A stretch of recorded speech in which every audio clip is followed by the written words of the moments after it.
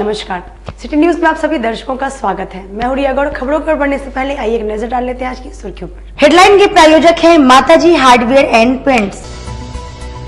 भारत सरकार के गृह मंत्री अमित शाह ने पताही हवाई अड्डे में जनसभा कर लोकसभा चुनाव का किया शंखनाद। गृह मंत्री अमित शाह के मंच पर जगह न मिलने से नाराज दिखे पूर्व मंत्री प्रमोद कुमार, बिहार सरकार पर साधा निशाना। गृह मंत्री अमित शाह की जनसभा में पताही हवाई अड्डा चालू करने की उठी मांग, मुजफ्फरपुर पताही क्षेत्रीय विकास समिति ने सौंपा ज्ञापन। तो ये थी आज की सुर्खियां, अब खबरें विस्तार से। रविवार को पताही हवाई अड्डा पर गृह मंत्री अमित शाह का जनसभा हुआ। मंत्री अमित शाह मंच से भाषण के दौरान बिना नाम लिए सीएम नीतीश कुमार पर जमकर निशाना साधा। गृह मंत्री अमित शाह ने कहा कि पलटू राम ने पलटी मारकर जनादेश का अपमान किया है। बिहार की जनता ने इंडिया गठबंधन को बहुमत दिया था। मंच से गरजते उन्होंने कहा कि नीतीश जी आप कहीं के नहीं हैं। इंडिया गठबंधन वाले ने तो आपको जगह तक नहीं दी। आपने लालू यादव से मिलकर बिहार में जंगल राज ला दिया है। बिहार में अब फिर से भाजपा नेता की हत्या और अपहरण जैसी बड़ी वारदात हो रही है।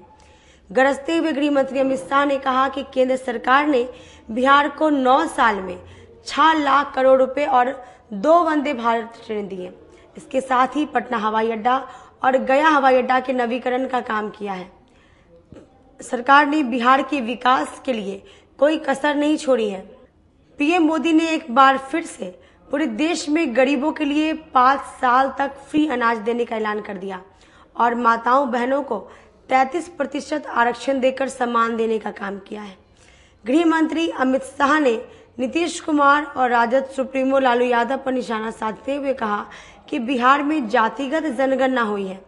इसमें यादव और मुसलमानों की संख्या बढ़ाकर दिखाया गया है और पिछड़ा अति पिछड़ा वर्ग के साथ खिलवाड़ किया गया है। बीजेपी ने तो अपने मंत्रिमंडल में 27 पिछड़ा समाज के मंत्री को जगा दिया था। सरकार ने केंद्रीय विद्यालय, नवोदय और सैनिक विद्यालय में ओबीसी वर्ग के छात्रों को आरक्षण देने का काम किया है।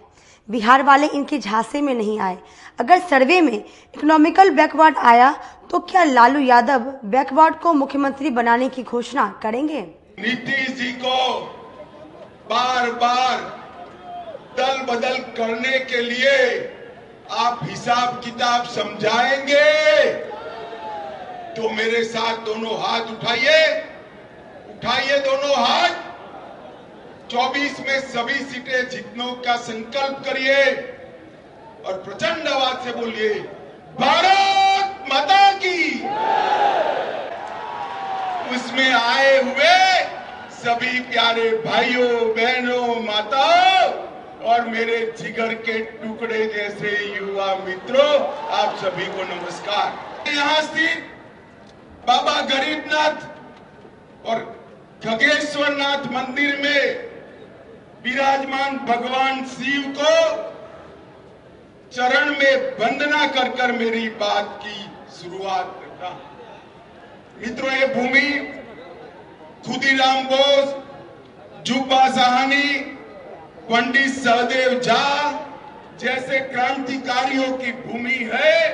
ये तीनों क्रांतिकारियों को मैं प्रणाम कर कर मेरी बात की शुरुआत करता हूं। मित्रों, आज मैं जब उत्तर बिहार में आया हूं तब लगभग पूरे बिहार के सभी अंचल का मेरा दौरा आज समाप्त हो रहा है।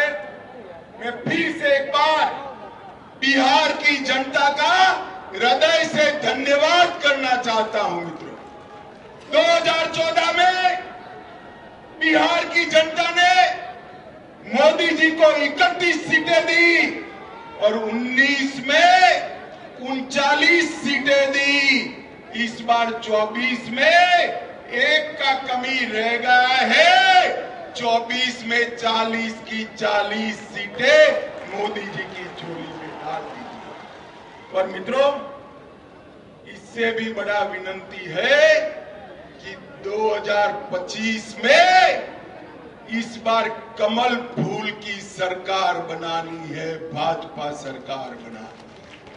क्योंकि आपने जब आशीर्वाद दिया, ये पलटू राम ने पलटी मारकर जनादेश का द्रोह किया। मुझे बताओ, आपने लालू जी के जंगल राज के खिलाफ वोट दिया था या नहीं दिया? दिया था? जोर से बोलो, दिया था या नहीं दिया था?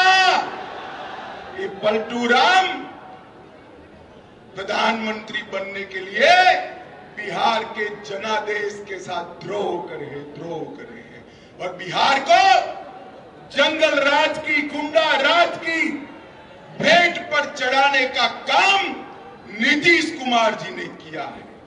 ये पलटू बाबू को कहने आया, आपने बिहार की जनता का, जनादेश का द्रोह किया है, परंतु मोदी जी ने 9 साल में इस देश में से आतंकवाद को समाप्त करने का काम नरेंद्र मोदी जी ने किया है। मुझे बताओ बिहार वालों, कश्मीर हमारा है या नहीं है? जोर से बोलो, है या नहीं है? धारा 370 हटनी चाहिए थी या नहीं हटनी चाहिए थी? ये आरजेडी और जदयू धारा 370 हटाने के पक्ष में नहीं थी। उन्होंने कहा कि धारा 370 हटाओगे तो कश्मीर में खून की नदियां बहेगी। लालू जी, खून की नदियां छोड़ो, किसी की कंकर चलाने की हिम्मत नहीं हुई है। कंकर मोदी जी ने ट्रिपल तलाक पर बैन किया, सर्जिकल स्ट्राइक और एयर स्ट्राइक कर आतंकवादियों को सीधा करने का काम किया, चंद्रमा पर तिरंगा पहुंचाने का काम किया, नया पार्लियामेंट का बिल्डिंग बनाने का काम किया और माताओं बहनों को 33% आरक्षण विधानमंडल और संसद में देकर मातृशक्ति का सम्मान करने का काम नरेंद्र मोदी जी ने किया है। मित्रों, ये जो इंडी अलायंस है, उनका एक ही एजेंडा है, नरेंद्र मोदी का विरोध करना। मित्रों, ये परिवार की दुकान चलाने वाले लोग हैं, एक को प्रधानमंत्री बनना है और दूसरे को बेटे को मुख्यमंत्री बनाना है। मैं दोनों को कहने आया हूं, नीतीश बाबू, प्रधानमंत्री छोड़ दो, इंडी अलायंस ने तो आपको संयोजक भी नहीं बनाया, आप कहीं के नहीं। मैंने पहले ही कहा था, आप माने नहीं, तेल और पानी कभी इकट्ठा नहीं होते हैं, अलग अलग ही रहते हैं। आगे भी देखिए लालू जी आपकी क्या गत कर रहे हैं, क्या गत कर रहे हैं, और अब हर रोज छटपटा रहे हैं। लालू जी से निकलना तो है, मगर रास्ता नहीं बचा है। कभी गाली बोलते हैं, कभी कार्यक्रम में नहीं जाते हैं, मगर उनके पास कोई रास्ता नहीं बचा है। माताओं, भाइयों, बहनों, 2 प्रकार के जैम है। बीजेपी सरकार का जैम है जनधन अकाउंट, आधार और मोबाइल, और बिहार सरकार का जैम है जातिवाद और परिवारवाद, अपराध और माइनॉरिटी का तुष्टीकरण। आपने मोदी जी के जैम के पास जाना है, आगे नहीं जाना है।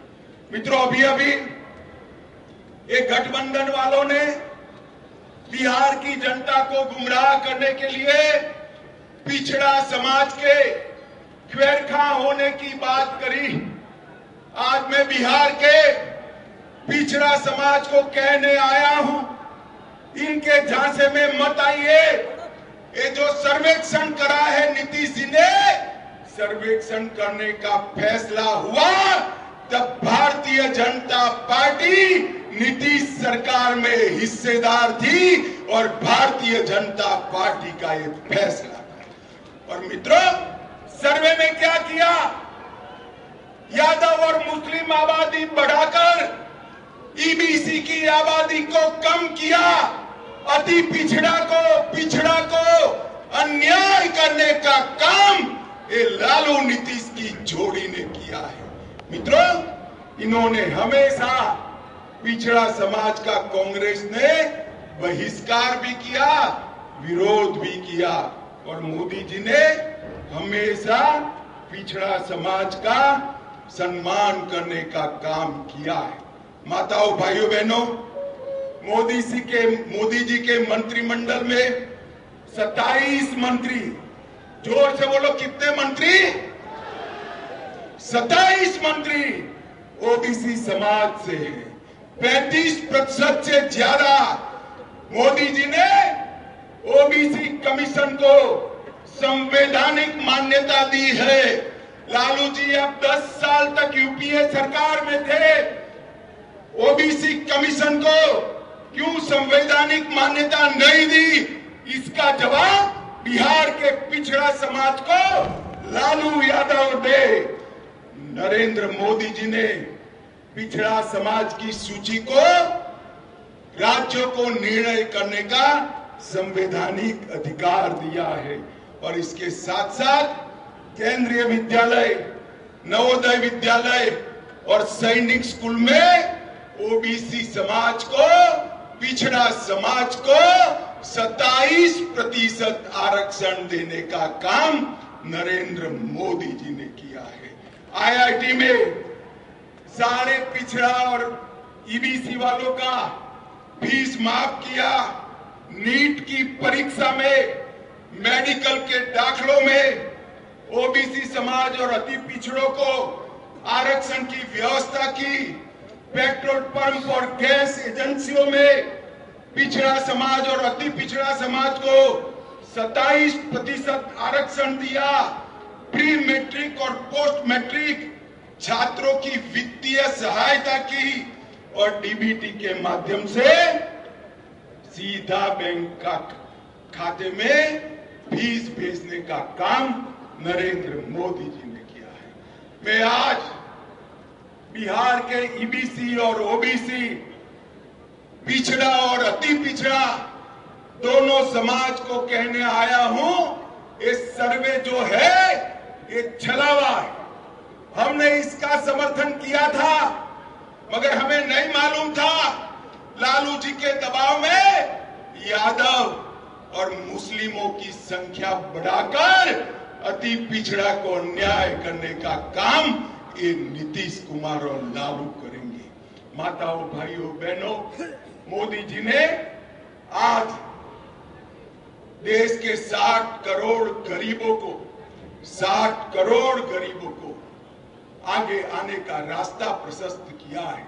और ये कहते हैं इंडी अलायंस वाले, जितनी जिसकी आबादी इतनी उसकी हिस्सेदारी।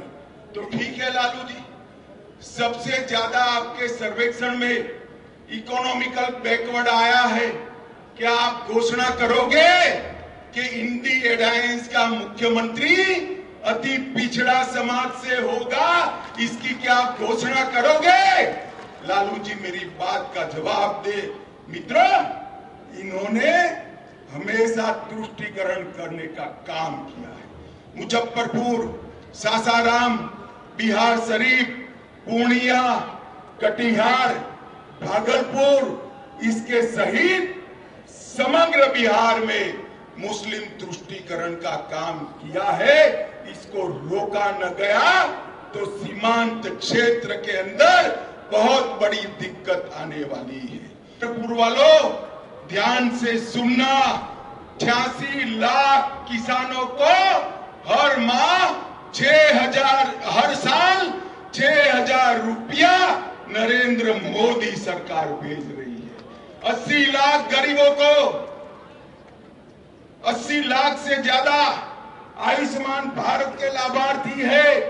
1.3 करोड़ शौचालय बनाए हैं। 1.8 करोड़, 1 करोड़ 80 लाख गरीबों को प्रति माह 5 किलो अनाज प्रति व्यक्ति मोदी जी भेज रहे हैं। और मोदी जी ने कल ही ऐलान किया है अगले 5 साल तक ये गरीबों को और अनाज देने का काम भारतीय जनता पार्टी करने वाली है। 23 लाख गरीबों को गैस का सिलेंडर दिया और इसके साथ साथ 26,000 गरीबों को घर देने का काम भारतीय जनता पार्टी की सरकार ने। मुझे बताओ भाई, अंतिम बात मैं कहना चाहता हूं, मुजफ्फरपुर वालों जरा जोर से बताना, अयोध्या में राम मंदिर बनना चाहिए था या नहीं बनना चाहिए था? जोर से बोलो, बनना चाहिए था या नहीं बनना चाहिए था? इंडिया अलायंस वाले लालू, नीतीश, कांग्रेस राम जन्मभूमि के मंदिर को लटकाते रहे, अटकाते रहे, भटकाते रहे। मोदी जी ने इसका भूमि पूजन किया और 22 जनवरी 2024 को भव्य मंदिर में रामलल्ला की प्राण प्रतिष्ठा होने वाली। मैं तो बिहार वालों को निवेदन करने आया हूं, 22 जनवरी को 12 बजे प्राण प्रतिष्ठा है। देश भर के मंदिरों में आरती होने वाला है, आप भी शामिल होइए और राम लल्ला की प्रतिष्ठा का स्वागत करिए। गृह मंत्री अमित शाह का जनसभा हुआ था। ऐसे में देखिए कि लगातार जो है विपक्ष बीजेपी पे हमलावर है। वहीं बीजेपी की बात करेंगे तो लगातार केंद्रीय गृह मंत्री अमित शाह ने नीतीश सरकार पर जमकर हमला बोला है। यहाँ तक कि राम मंदिर से लेकर जंगल राज और बहुत सारे ऐसी बातें उन्होंने कही है। यहाँ तक कि बिहार में बीजेपी नेता की हत्या, अपहरण जैसी लगातार वारदात हो रही है, इसको लेकर भी मन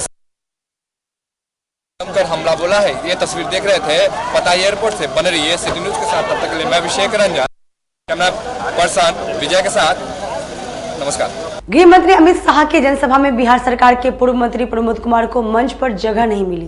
पताही हवाई अड्डा पर गृह मंत्री अमित शाह के जनसभा में बिहार सरकार के पूर्व मंत्री प्रमोद कुमार को मंच पर कुर्सी नहीं मिली।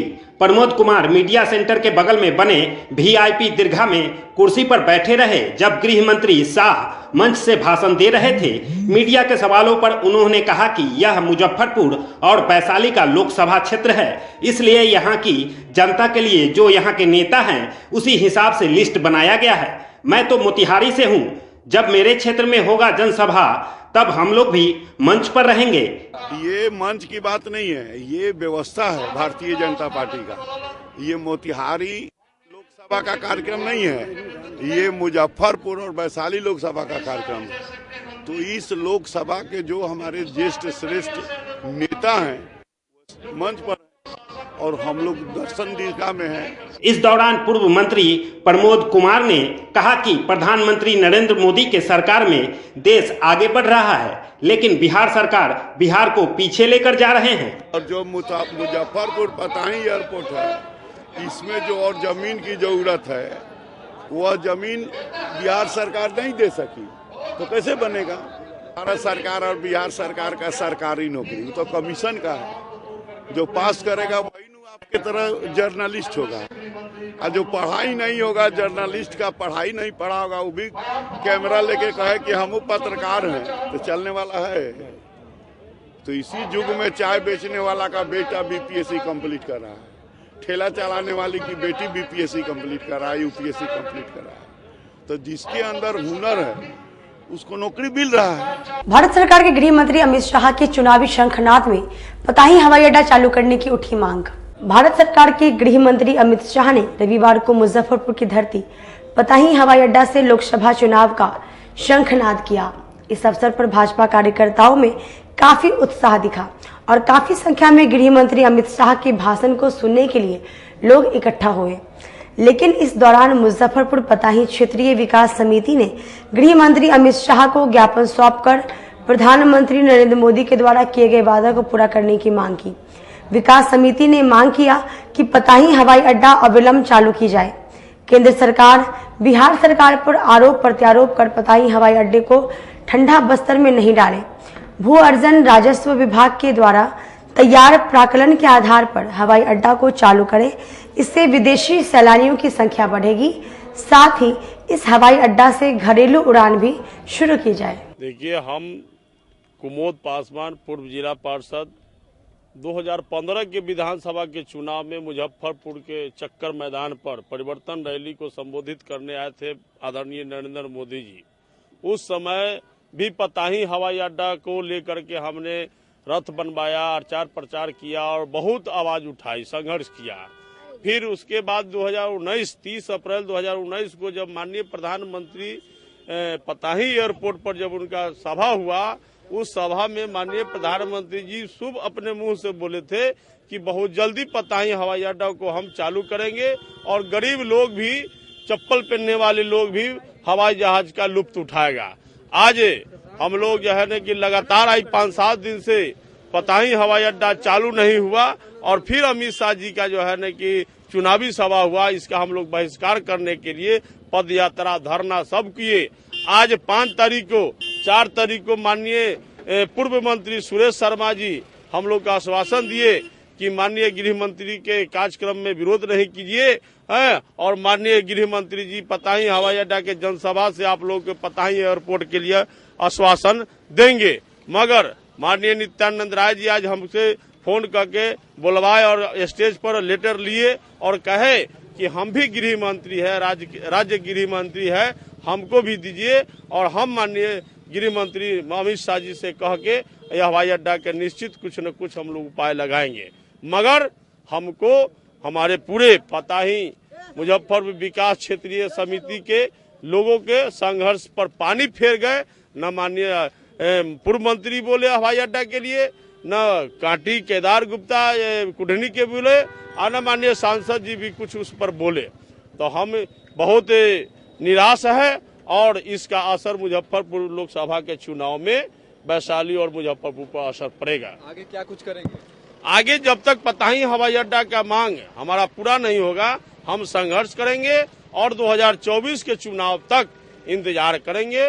24 के चुनाव घोषणा से पहले पताही एयरपोर्ट पर किसी तरह पॉजिटिव बात नहीं की गई सरकार के द्वारा, तो मैं केंद्र सरकार को मैं विरोध करूंगा, इनके नीतियों का विरोध करूंगा कि पताही मुजफ्फरपुर जिला 2 लोकसभा देने का काम किया, फिर भी पताही उत्तर बिहार की राजधानी मुजफ्फरपुर लीची का, शाही लीची का देश विदेश में नाम है। पताही औद्योगिक क्षेत्र बेला नाम है। आज पताही एयरपोर्ट चालू हो जाता है तो मुजफ्फरपुर का विकास 4 गुना अधिक हो जाएगा।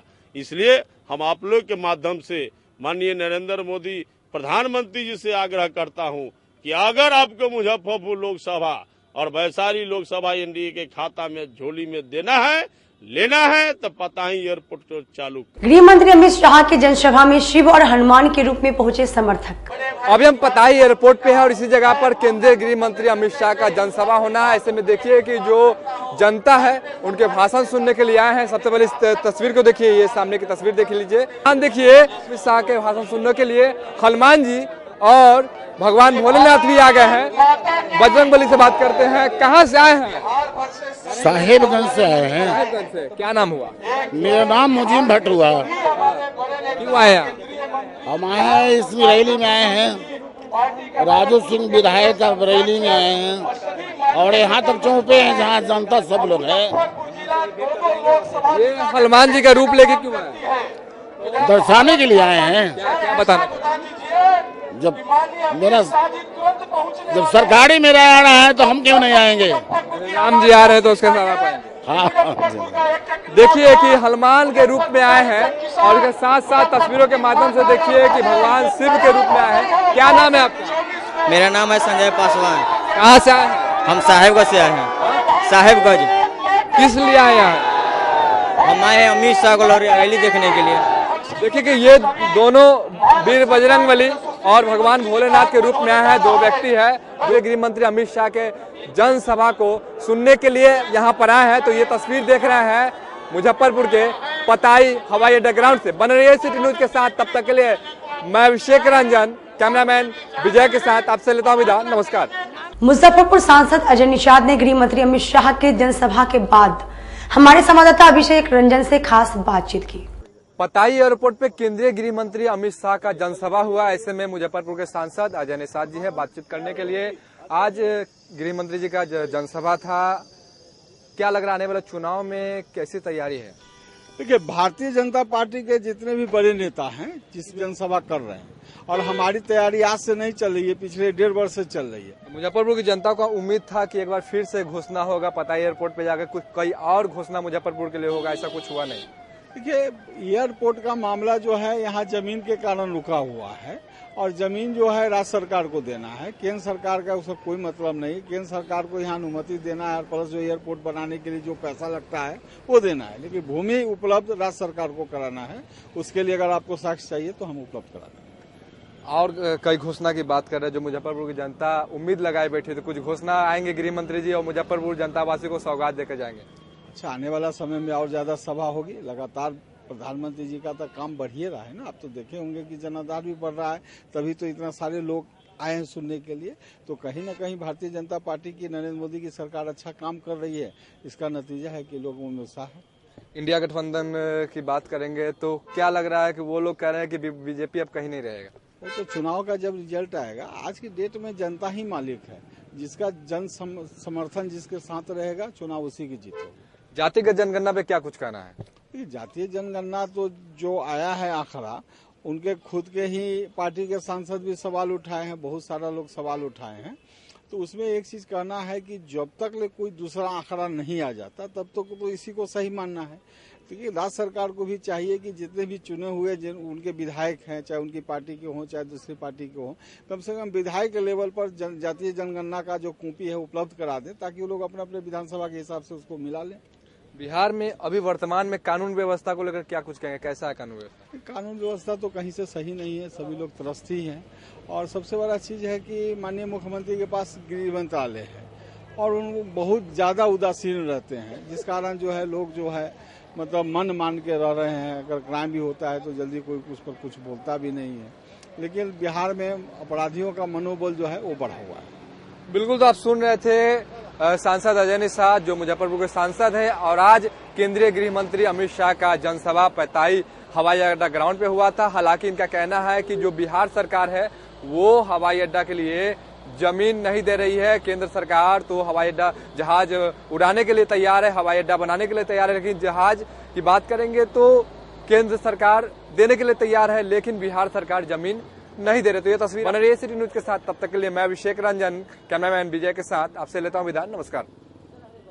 पुरुषों के आधुनिक एवं ब्रांडेड परिधान के साथ कल्याणी चौक के समीप द पॉकेट शॉप का हुआ शुभारंभ। पुरुषों के आधुनिक परिधान के साथ शहर के हृदय स्थली कहे जाने वाले कल्याणी चौक के समीप केदारनाथ रोड में the pocket men's wear shop का रविवार को शुभारंभ हुआ। इसका उद्घाटन मेयर निर्मला साहू ने फीता काट कर किया। इस अवसर पर दुकान के मालिक संजय कुमार ने बताया कि आधुनिक परिधानों एवं ब्रांडेड परिधानों के साथ दुकान का शुभारंभ किया गया है, जिसमें हर रेंज में और हर वैरायटी के साथ पुरुषों के पहनने के लिए कपड़े उपलब्ध हैं। खासकर jeans, T shirt, jacket, cheater, shirt आदि उचित दामों पर उपलब्ध है। उन्होंने शहर वासियों से अपील की, एक बार दुकान में आकर सेवा का मौका दें। हमारे प्रतिष्ठान का नाम है द पॉकेट। ये पिछले 6 साल से मिठनपुरा में रन कर रहा था, उसी को मैं कल्याणी केदारनाथ रोड में शिफ्ट किया हूँ।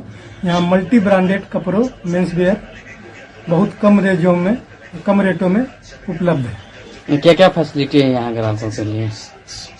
जो ग्राहक ब्रांड पहनना चाहते हैं उनको काफी कम, जिस रेट में वो लोकल खरीदते हैं, अप्रोक्स उसी रेट में हम ब्रांडेड कपड़ा पहना देंगे लोगों को। कौन कौन सा ब्रांड है आपके पास?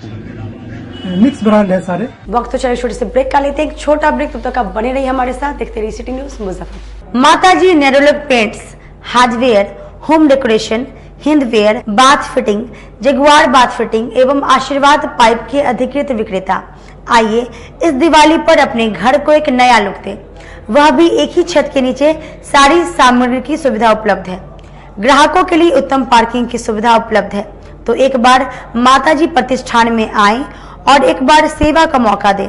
दीपावली के शुभ अवसर पर 25,000 की खरीदारी करने पर 5 ग्राम चांदी का सिक्का, 51,000 की खरीदारी पर गैस चूल्हा और 1 लाख की खरीदारी पर सेमी ऑटोमेटिक वॉशिंग मशीन मुफ्त हाथों हाथ पाएं। हमारा पता है माताजी Kalambagh road near Reliance petrol pump Muzaffarpur. Call अस 9852948311। हमारा दूसरा नंबर है 9334102381। उत्तर बिहार का पहला नीलकमल एक्सक्लूसिव शोरूम खुल गया है आपके अपने शहर में। नीलकमल इंडिया की फेवरेट फर्नीचर ब्रांड है। इस कंपनी के सभी रेंज एक ही छत के नीचे आपको मिलेंगी। होम फर्नीचर, ऑफिस फर्नीचर की सभी रेंज यहाँ उपलब्ध है। कंपनी का एक्सक्लूसिव शोरूम होने के कारण 40% तक की विशेष छूट मिल रही है। इसके अलावे 0% इंटरेस्ट के साथ बैंक से फाइनेंसिंग की भी सुविधा उपलब्ध है। तो देर मत कीजिए, एक बार हमारे यहाँ अवश्य पधारे। हमारा पता है Mithanpura, Narayanpur road, opposite Vaishali management college और हमारा मोबाइल नंबर है 9334900888 और हमारा दूसरा नंबर है 7004320580। समारोह के समय और इस लगन के अवसर पे मैं मनीष कुमार यूए एसोसिएट का प्रोप्राइटर, हमारा नीलकमल का फर्नीचर का शोरूम है एक्सक्लूसिव जो मिठनपुरा चौक पे स्थगित है। हमारे यहाँ कुचीना का चिमनी और जो गैस चूल्हा है उसकी एक विस्तृत रेंज है मॉड्यूलर में। भारी डिस्काउंट है हमारे यहाँ सोफा पर, डाइनिंग टेबल पे। सभी लोगों से मेरा यही निवेदन है, जो 2-3 सालों से आप लोगों का हमें प्यार मिलता आ रहा है। हमारे यहाँ फिनांस की भी एक अच्छी व्यवस्था है और इस त्योहारों के अवसर पे हम चाहेंगे कि एक बार हमारे यहाँ आप पधारे और हमारे ऑफर्स का लाभ ले और हर खरीदारी पे हम लोग एक सुनिश्चित उपहार भी दे रहे हैं। अपने सपनों की आशा को दे एक नई पहचान माँ भवानी डेकोर प्राइवेट लिमिटेड के साथ, जो है ऑथराइज्ड डिस्ट्रीब्यूटर ऑफ कजारिया। देश की मिट्टी से बनी टाइल से देश को बनाते हैं और जहाँ मिलती है सभी प्रकार के Indian and imported granite, marble, sanitary एवं कोटा स्टोन का अनोखा एवं आकर्षक संग्रह। माँ भवानी डेकोर प्राइवेट लिमिटेड मतलब a complete floor solutions. New 0 mile Dadar road, Muzaffarpur. Call 9934753111। Muzaffarpur जिले की शान बन चुकी बाबा लहठी अब लोगों की जरूरत बन चुकी है। अत्याधुनिक रेंज और भरोसे को समेटे हुए लोगों के लिए नई नई डिजाइनर लहठी बाजार में उतारते रहते हैं। ऐश्वर्या राय बच्चन, सचिन तेंदुलकर की पत्नी से लेकर न जाने कितने सारी नामी हस्तियां इस लहठी के दीवाने हो चुके हैं। लोगों के साथ ने ही बाबा लहठी की पहचान देश से लेकर विदेश तक बनाई है। ऐसा साथ बनाए रखने के लिए आप लोगों का तहे दिल से धन्यवाद। ग्रोसरी फॉर यू नाम ही नहीं, आपके घर की जरूरत है। जी हाँ, रोजमर्रा की जिंदगी में प्रत्येक दिन जरूरत पड़ने वाली सामग्री, वो भी बाजार से कम कीमतों पर एक ही छत के नीचे ग्रोसरी फॉर यू में मिल रही है। कॉस्मेटिक, फूड, ड्रिंक और राशन सामग्री मिल रही है, वह भी MRP से कम कीमतों पर। इसके अलावा ग्राहकों के लिए फेस्टिवल में विशेष छूट दी जाएगी। तो एक बार हमारे यहाँ अवश्य पधारे। हमारा पता है star city mall, Bindeshwar complex, Ayyapur Chowk, Darbhanga road, Muzaffarpur, Bihar. Landmark Anandeshwar Mahadev Mandir. Contact us on 7349102197 and 8434370964। Break के बाद एक बार फिर से आप सभी का स्वागत है। ये बढ़ती अगली खबरों की ओर। प्रधानमंत्री नरेंद्र मोदी के फ्री राशन देने के ऐलान के बाद डीलरों की बैठक। प्रधानमंत्री नरेंद्र मोदी के फ्री राशन देने के ऐलान के बाद रविवार को फेयर प्राइस डीलर एसोसिएशन ने सिकंदरपुर स्थित अन्नपूर्णा नगर में जिला कार्यकारिणी की बैठक की। इसमें प्रधानमंत्री के द्वारा 5 सालों के लिए फ्री राशन देने का ऐलान किया गया। इस पर चर्चा की गई। जिलों को संबोधित करते हुए देवन रजक ने बताया कि सरकार 5 सालों के लिए फ्री राशन देने का ऐलान की है। इसमें डीलर के घर परिवार को ध्यान में नहीं रखा गया है। हम लोगों को मार्जिन मनी भी अब तक नहीं दी गई है। ऐसे में फ्री राशन बताकर घर परिवार कैसे चलेगा? सभी लोगों ने सर्वसम्मति से निर्णय लिया है कि सरकार को डीलरों के समस्या से अवगत कराया जाए। Fair price dealer association Muzaffarpur इकाई का कार्यकारिणी की बैठक हम लोगों ने बुलाया है, जिसकी अध्यक्षता हमारे सम्मानीय अध्यक्ष रविंद्र बाबू कर रहे हैं। बुलाने का कारण है कि सरकार 5 साल के लिए फ्री राशन को बढ़ाया है। उसी आलोक में हम लोग आज यहाँ पर बैठे हैं। बैठकर ये भारत सरकार के प्रधानमंत्री से हम लोग भी जानना चाहेंगे कि आपने जो फ्री में बढ़ाने का काम किया है तो उसको वितरण अगर विक्रेता से कराना है तो उसके परिवार के लिए क्या सोच रहे हैं, एक इसके लिए। दूसरा, जो अभी पूरे का पूरे गोदाम पर की स्थिति जो मुजफ्फरपुर जिला ही नहीं पूरे बिहार में चरमर स्थिति पर आ गई है, उसको हम लोग कैसे सुधारें, उसकी चर्चा के लिए। तीसरा है कि अभी आपके माध्यम से हम लोगों ने लगातार 2020 से जिस समय से ये अनाज कोविड जब शुरू हुआ उसी दौरान जो हमारे 2 महीने विक्रेता को जितना प्रताड़ित किया गया और झेलना पड़ा, वैसे परिस्थिति में जो प्रतिनियुक्त दुकान पर प्रतिनियुक्त धंधा अधिकारी थे उनके द्वारा जबरन हम लोग को दिलवा दिया गया इसके रजिस्टर पर, और वो मशीन जो अभी तक मशीन में प्रदर्शित कर रहा है उन बिंदियों को लेकर, और इसके साथ साथ ही जो हमारा मार्जिन मनी हर महीना का आया हुआ है और लेट हो रहा है इसके लिए, और साथ ही जो हमारा 10-8 सूत्री मांगों को लेकर जो दिल्ली के 11 जनवरी 2024 को जो हमारा घेराव संसद भवन का घेराव है उसकी तैयारी के साथ साथ 8 दिसंबर को जिला में जो हमारा सम्मेलन होना है, वार्षिक सम्मेलन होना है, उन 5 मुद्दाओं को चर्चा के लेकर आज हम लोगों ने बैठक बुलाई है। बैठक में हम लोग तय करेंगे कि किस प्रकार से हम अपने अधिकार को लेना है, और इसी की तैयारी के लिए हम लोग अभी बताइए हवाई अड्डा पर अमित शाह के भाषण को सुनने के लिए भाजपा नेत्री पगड़ी बांधकर पहुंची। केंद्रीय गृह मंत्री का आज जनसभा होना है, ऐसे में देखिए कि जो बीजेपी पार्टी के नेता और आम जनता है वो आज जनसभा को सुनने के लिए आए हैं। यहाँ पर बीजेपी के नेता गण है, क्या कुछ कहेंगे आज? निश्चित रूप से देश के यशस्वी गृह मंत्री श्री अमित शाह जी के आने से उत्तर बिहार आह्लादित है। बिहार की जनता बिहार में परिवर्तन चाहती है। नीतीश कुमार और तेजस्वी जी के नेतृत्व की जो गठबंधन की सरकार है, जो अपराध और अपराधियों के संरक्षण में लिप्त है, ऐसे सरकार को उखाड़ने का संदेश देने देश के यशस्वी गृह मंत्री मुजफ्फरपुर की धरती पर आ रहे हैं। क्या कुछ कहेंगे आप? कार्यकर्ता उत्साहित है, अमित शाह जी का इंतजार कर रहे हैं। बिल्कुल, तो देखिए कि आज केंद्रीय गृह मंत्री अमित शाह का जनसभा होगा, पताई एयरपोर्ट पर है, और यहाँ पर देखिए जो बीजेपी के नेतागण है। मुकेश जी, क्या कुछ कहेंगे? देखिए, आजाद भारत के प्रथम लौह पुरुष सरदार वल्लभ भाई पटेल थे, तो आज अमित शाह को हम दूसरे लौह पुरुष कह सकते हैं, क्योंकि इन्होंने विखंडित भारत को फिर से एक करने का आभार उठाया। और आज हम लोग पूरा मुजफ्फरपुर आसपास के सभी विधानसभा लोकसभा के लोग आह्लादित है आज के हमारे अमित शाह जी गृह मंत्री भारत के दूसरे लौह पुरुष आ रहे हैं। हम सब यहाँ पर आंदोलित है और आवालित है, और नीतीश कुमार सरकार को उखाड़ फेंकने का आज आह्वान करेंगे हम लोग। बिल्कुल, तो सभा स्थल पर है, और यहाँ पर देखिए कि महिलाएं भी जो बीजेपी के कार्यकर्ता है, बीजेपी नेत्री है, वो सभी यहाँ पर है। अरे क्या कुछ कहेंगे? आज हम लोग जो है ना दिखा रहे हैं, जाग गई भाई, जाग गई, नारी शक्ति जाग गई।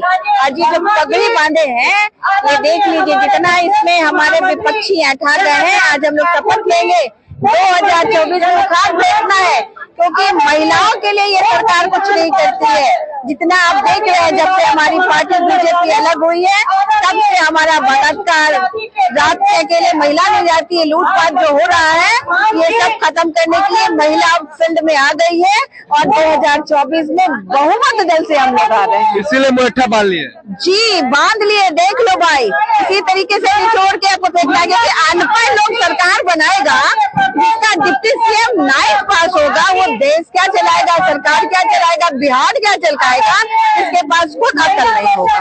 तो आज हम बहने जो है ना, सब लोग शपथ ले लिए हैं कि आज अमित शाह जी के साथ हम लोग शपथ लेंगे कि 2024 में बिहार से इस सरकार को उखाड़ के फेंकना है, जंगल राज 2 नहीं बनाना। क्या कुछ कहेंगे? संक्षेप में बताइए, क्या कुछ कहेंगे? कह रहे हैं कि आज का ये अपार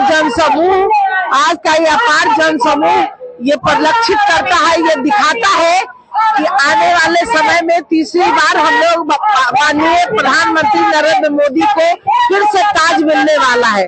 जन जन की यही पुकार, देश में भाजपा की अगली सरकार। देखिए कि देश में भाजपा की अगली सरकार की मांग कर रहे हैं। और यहाँ पर देखिए कि जो महिलाएं सुरक्षा बांध कर आई है और सुरक्षा में बांध के आप लोग आए, क्यों? मोदी जी हम लोग की महिलाएं के बहुत आगे बढ़ाए हैं, नीचे हम लोग खुशी मना रहे हैं कि और आगे बढ़े। मोदी के कारण ही हम लोग इतना आगे बढ़ चुके हैं और हम लोग खुश हैं मोदी जी से, और आगे इससे आगे भी करने के लिए कोशिश करेंगे कि हम लोग महिलाएं आगे और बढ़े। इसलिए मुरेठा बन के हम भी मर्द से कम नहीं है, इसलिए मुरेठा बन के हम लोग अपने हम भी तो देखिए कि महिलाएं पुरुष सभी लोग आए हैं। बीजेपी की बात करेंगे तो बीजेपी पार्टी के नेत्री यहाँ पर मुरक्खा बांध कर आए हैं, और जिसे बात करेंगे तो यही वो सभा स्थल है जहाँ पर केंद्रीय गृह मंत्री अमित शाह का जनसभा होगा। जनसभा का स्थल यही है और यही पर संबोधन करेंगे। हालांकि बता दें कि सभा स्थल पर सांसद अजय निषाद सहित कई दिग्गज नेता सभा स्थल पर पहुंच चुके हैं। पीछे की अगर बात करेंगे तो फिर से चाहेंगे दिखा दीजिए, पीछे वो भीड़ दिखा दीजिए। उस भीड़ पे आप देख सकते हैं कि जो जनता के दीर्घा है, वहाँ पे जनता के लोग हैं, वो पूरी तरह से आप देख सकते हैं कि उनके भाषण को सुनने के लिए आए हैं। बीजेपी पार्टी के कार्यकर्ता यहाँ पर मौजूद है और इस तरफ देखिए कि दर्जनों की संख्या में, सैकड़ों की संख्या में बीजेपी के कार्यकर्ता जो है किस दीर्घा में है।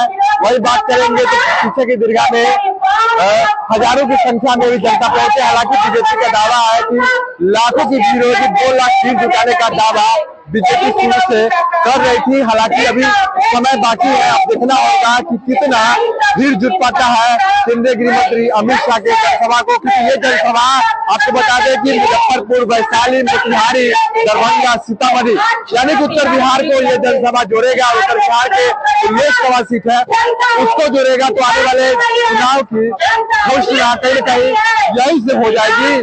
और ये देखना होगा कि आने वाले समय में मुजफ्फरपुर की जनता लोकसभा चुनाव में फिर से अपना बहुमत देती है और 2024 में किसकी सरकार बनती है। क्योंकि एक तरफ इंडिया गठबंधन है तो दूसरी तरफ एनडीए गठबंधन है।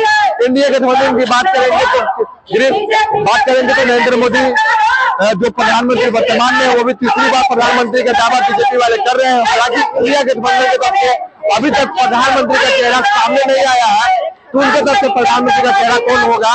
लेकिन इंडिया गठबंधन वाले लगातार दावा कर रहे हैं कि हम लोग के सरकार बनेगा तो विकसित होगा और विकास होगा। बड़े न्यूज के साथ तब तक के लिए मैं अभिषेक अपने सहयोगी विजय के साथ आपसे लेता हूँ। श्री राष्ट्रीय राजपूत करनी सेना ने छठ व्रतियों के बीच बांटा पूजन सामग्री। राष्ट्रीय राजपूत करनी सेना की ओर से रविवार को सिकंदरपुर स्थित हनुमान मंदिर के प्रांगण में लगभग 150 छठ व्रतियों के बीच पूजन सामग्री का वितरण किया गया। इसमें छठ व्रतियों को साड़ी, नारियल एवं पूजन सामग्री दी गई।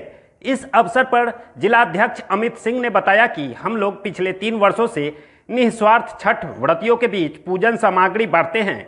यह एक ऐसा पर्व है जिसमें सभी लोगों को बढ़ चढ़कर हिस्सा लेना चाहिए। हम लोगों का मकसद सिर्फ एक है कि किसी भी व्यक्ति को सामग्री के अभाव में पर्व में बाधा उत्पन्न न हो। आज श्री राष्ट्रीय राजपूत करनी सेना मुजफ्फरपुर टीम द्वारा छठ व्रतियों के बीच में साड़ी और पूजा सामग्री वितरण किया गया। ये पिछले साल भी किया गया था और माता का आशीर्वाद रहा तो हर साल किया जाएगा। मुजफ्फरपुर शहर के सिकंदरपुर स्थित हनुमान मंदिर प्रांगण में वितरण किया गया है और जितने भी शहरवासी हैं उन सभी को छठ पर्व की हार्दिक शुभकामनाएं। श्री लक्ष्मी अलंकार ज्वेलर्स का 6 नवंबर को सोना, हीरा एवं चांदी से निर्मित आधुनिक जेवरात के साथ होगा भव्य शुभारंभ। श्री लक्ष्मी अलंकार ज्वेलर्स का शुभारंभ 6 नवंबर को बड़े पैमाने पर होने जा रहा है। इसकी तैयारी अभी से ही की जा रही है। रविवार को श्री लक्ष्मी अलंकार के मालिक ने विधि विधान के साथ पूजा अर्चना की।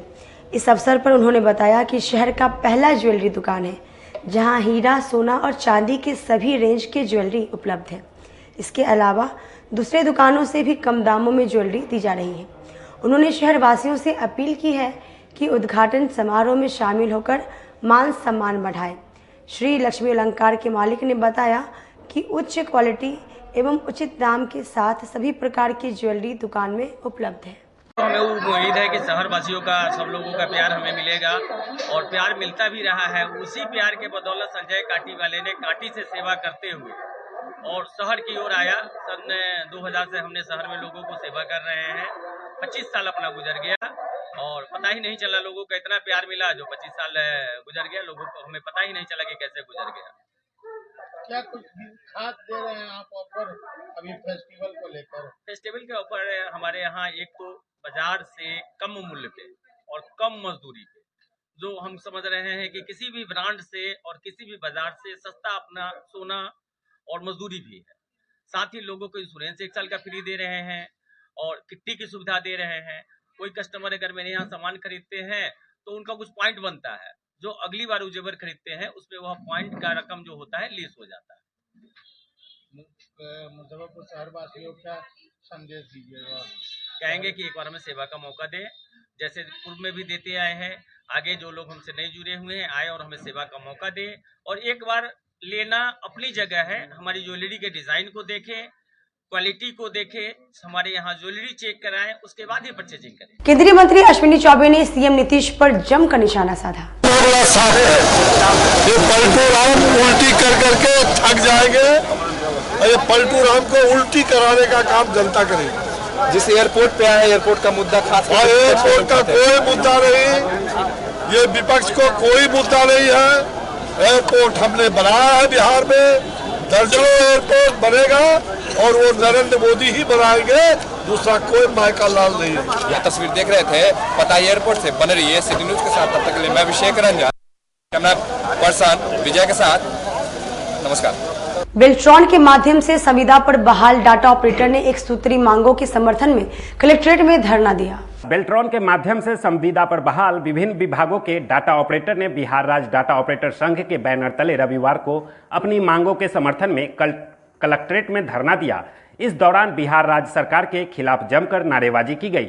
डाटा ऑपरेटर ने बताया कि उनकी सिर्फ एक मांग है कि विभिन्न विभागों में कार्यरत सभी डाटा ऑपरेटर की सेवा समायोजन की जाए। धरना को संबोधित करते हुए डाटा ऑपरेटर अंकित कुमार ने बताया कि हम लोगों का सिर्फ एक मांग है कि सभी डाटा ऑपरेटर की विभिन्न विभागों में सेवा समायोजन की जाए। अगर हम लोगों की मांगे पूरी नहीं होती है तो प्रस्तावित कार्यक्रम के तहत 6 नवंबर से काला बिल्ला लगाकर काम करेंगे।